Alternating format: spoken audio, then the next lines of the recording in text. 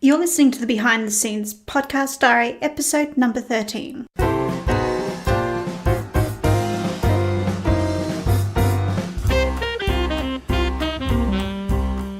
Welcome to Amelia's Behind the Scenes Podcast Diary, an exclusive look at the behind the scenes misadventures of a 30-something thriller writer. Discover how close she is to releasing her latest novel, hear exciting details about upcoming writing projects, and discover the lessons she has learned along her writing journey so you don't have to make the same mistakes. You can find the episode show notes and lots more information at ameliahay.com/podcast/BTS.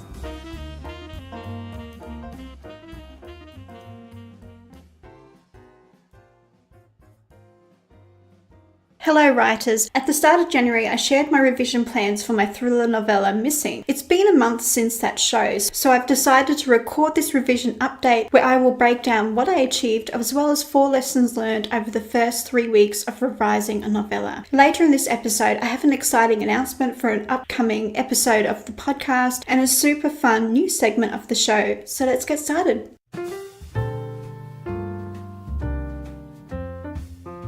Before we dive into the revision update and lessons learned, I wanted to share with you my progress towards achieving my writing goals for 2019. I'm going to start off with the bad news. If I'm going to start a new podcast, I need to get more organized and find time to record. Now that I've said that out loud, I'm starting to wonder whether creating the Thriller Novel Nerd podcast is actually the best way to achieve my goal of building a readership for my thrillers. I'll ponder this some more and let you know my conclusions in a later episode of the podcast diary, but for now I really want to think on this and make a great decision instead of just adding something to my list that might become a burden and actually distract from my writing.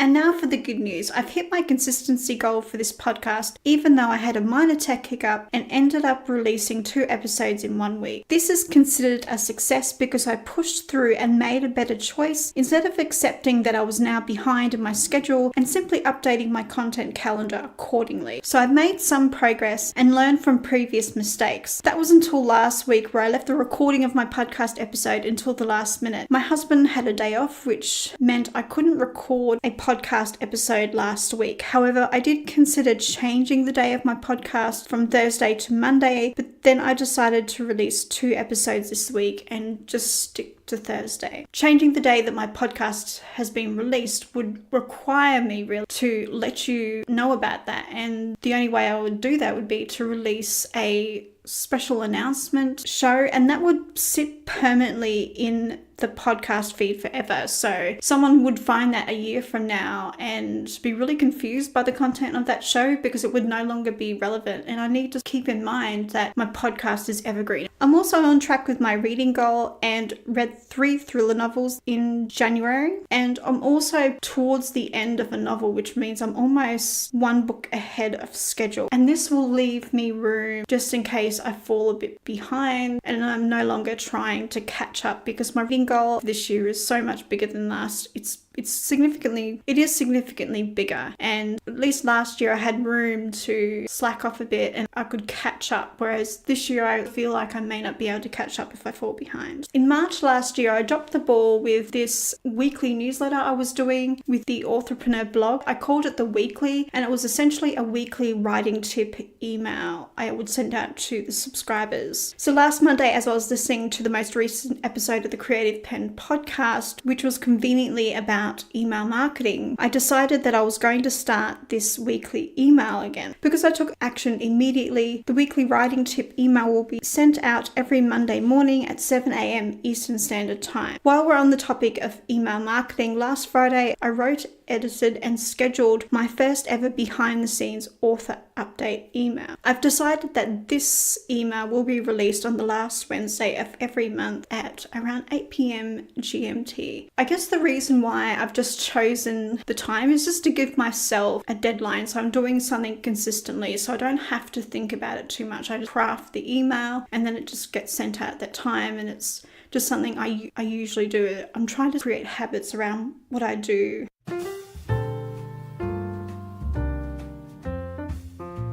And based on the title of this show, you can tell that I've spent time revising Missing this month. In terms of fingers on the keyboard moments, I've completed 13 and a half hours of revision between January the 11th and January the 31st. I think that's actually a little bit larger now. I think it's coming close to 14 or 15 hours. I'm starting to get bored working on my thriller novella Missing. There's a part of me that doesn't find the story interesting. I'm starting to not like a few of the events in the story. I'm not sure if this is a consequence of working on the story for such a long time, or if I need to go back and actually fix these moments, but I'm gonna wait for feedback.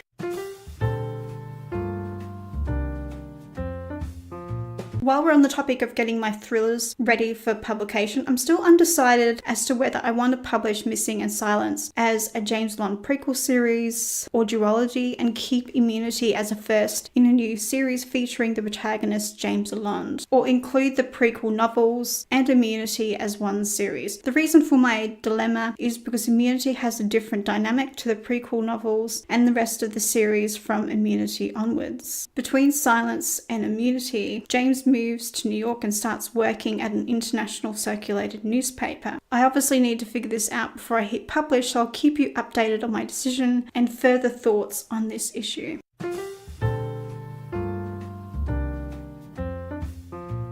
Let me be honest, I fell behind in my revision schedule and didn't start revisions until January 11, which was a Friday. In light of this, I didn't count that week as the first week. Most of the revisions for the official week one happened on Thursday and Friday instead of every weekday. I managed to complete 7 hours of revisions between these 2 days because I had fallen behind schedule. I chose to start with the plot-related moments and scenes that needed rewrites over writing brand new scenes. My reasoning behind this decision was I wanted to start with the plot elements that were easy as a way of encouraging me to start and continue revising. What surprised me was I made multiple changes at once. Changes to setting, character thoughts, and plot all at once instead of focusing on one thing at a time. As I went through my revision checklist, I found that I was continually adding new items as I was going through the checklist. What helped me avoid burnout was only paying attention to what needed to change in the scene I was working on, but moving tasks from Evernote, which is where my revision checklist was, to Todoist. I use Todoist to manage my everyday tasks and to keep track of what I've done over the week, and I've made breaks to read between revision sessions to avoid creative burnout. Over the 3 revision days between January 11 and January 18, I completed 9 hours and 42 minutes of revision time. I'm a bit of a spreadsheet nerd and I recorded the start and finish times for my revision sessions. As a way of keeping the recordings accurate, any research was done before the session's start time.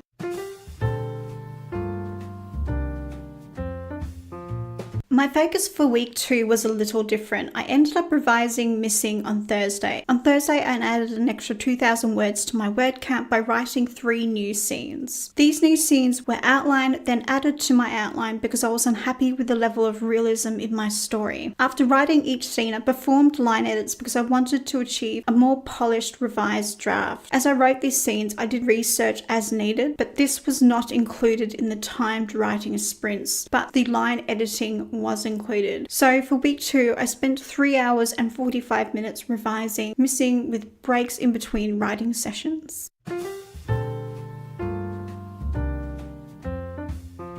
The first writing session for week 3 started off at 5 p.m. with me feeling tired. I was mentally exhausted. To counteract this feeling, I listened to the audiobook version of Bloodline by James Roland. After I finished listening to a few chapters, I went back to my outline, and after much deliberation, I cut a new scene because it wasn't integral to advancing the plot. I ended up cutting 566 words from the novella and adding an extra 344 words as I changed the setting of a scene. The rest of this week had a focus on research and going back to the outline and making necessary tweaks. I ended up getting overwhelmed with the intricate details of writing a scene. So how did I get to a place where I felt stuck? Upon reaching a new scene in my revision checklist, I realized that I hadn't filled out all of the columns in my revised outline tab in my spreadsheet. As a result, I started researching global values and value shifts because I didn't trust that I had it right in all of my other scenes. Now that I've said this out loud, I realize that this is a mindset issue. However, I find this also happens happens when I turn to a particular source of information. It's almost as if my brain isn't ready to handle all of the information on writing. This might be coming from a place of insecurity in my writing ability, because I'm also considering adding coaching or a course on outlining as an income stream in my business. I arrived at this feeling of overwhelm through research, so you can get too much of a good thing.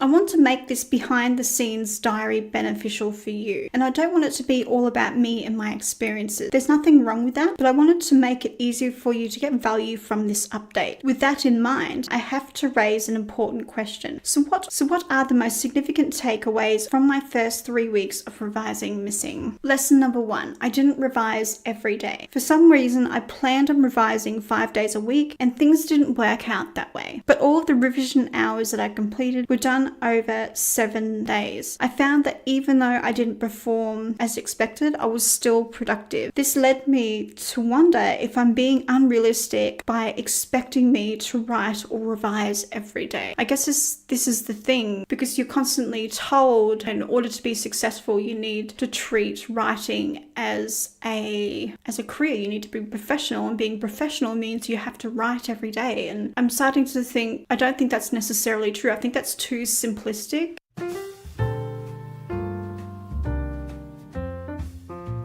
Lesson number 2, I didn't follow my plan. I initially decided to do multiple rounds of revisions focusing on one element at a time. Instead, I did scene by scene revisions. Changes to plot, setting, and character thoughts were all completed simultaneously. This lesson is one of those things that I wouldn't have discovered if I didn't try something. In the future, I will plan on making multiple passes because it leaves buffer time. So what do I mean by buffer time? Buffer time refers to those days that weren't spent writing because life got in the way or I had too much work.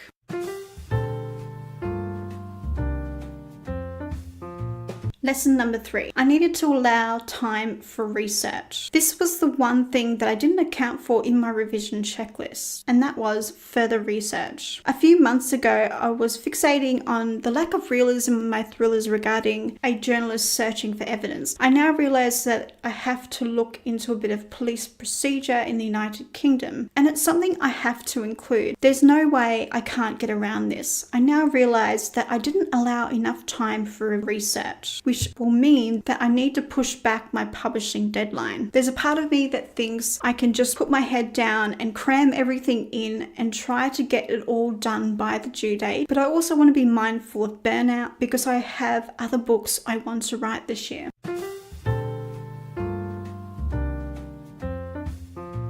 Lesson number 4, I need to trust in my own writing ability. After writing 3 thrillers, it's safe to say that I've learned something about writing. I need to start having a little confidence in what I already know. Not having confidence in my writing ability has cost me time. As I alluded to earlier, this lack of confidence could also be related to me thinking about adding one-to-one coaching services or a short course to my blog. Either way, this mindset is starting to chip away at my productivity. Now that I'm aware of this, I can take actionable steps to work on my mindset. So I hope week 4 is going to be better in terms of mindset and productivity.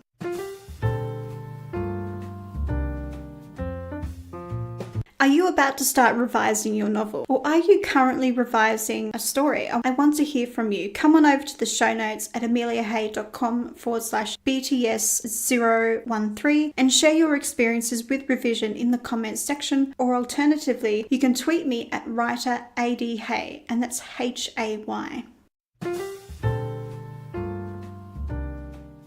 Coming up next, I have a special announcement for an upcoming episode and a new super fun segment of the show, so make sure you stick around. And if you don't, have a great day and thanks for listening.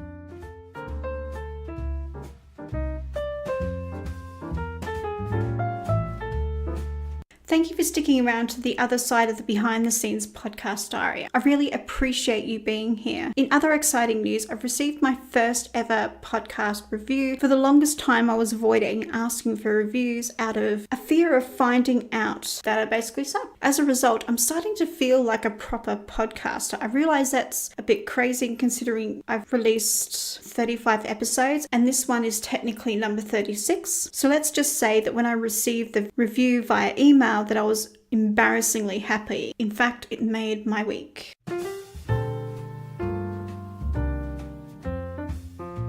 In a previous episode, I mentioned that I wanted to devote a show of Behind the Scenes Podcast Diary to answering a few frequently asked questions on writing and story structure. This bonus Ask Me Anything on Writing show will be released on Thursday, the 28th of February at 6 a.m. Eastern Standard Time. If you have a question that you'd love me to answer in this bonus episode, then submit your question via the form on my website at ameliahay.com/question.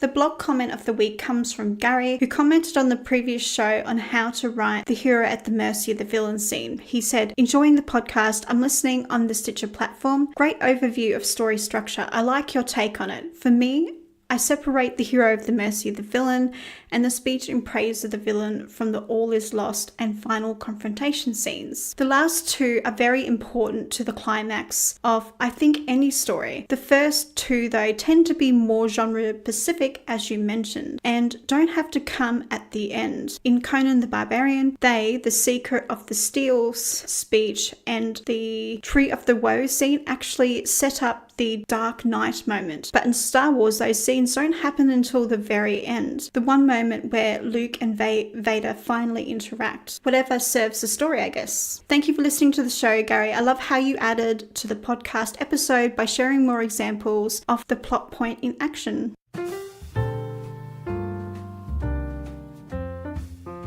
I've decided that I want to start building a community around the podcast through Twitter because at the moment it feels like I'm talking into a void. So I'm a little curious, where are you listening to the Authorpreneur podcast? Feel free to snap a quick photo and tweet me at writer@adhay and I'll share it on the next week's episode. Thank you for listening and happy reading and writing, everybody. Thank you for listening to Amelia's Behind the Scenes Podcast Diary. If you love this episode, then hit the subscribe button and leave a review on your favourite podcasting app. I'm your host, Amelia, and I'll see you next week for another diary episode.